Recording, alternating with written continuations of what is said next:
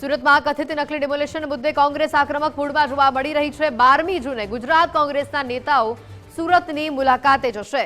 નાસિરનગરના પીડિતો સાથે કોંગ્રેસના નેતાઓ મુલાકાત કરશે, સંવાદ કરશે। નાસિરનગરમાં કોંગ્રેસના નેતાઓ ધરણા પણ કરશે। પાલિકા અને પોલીસની કામગીરીના વિરોધમાં તેઓ ધરણા કરશે।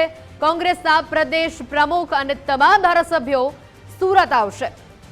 તેઓ કાર્યવાહી નહીં કરે તો રાહુલ ગાંધી પણ સુરત આવશે તેવી વાત કોંગ્રેસના કાર્યકરો કરી રહ્યા છે।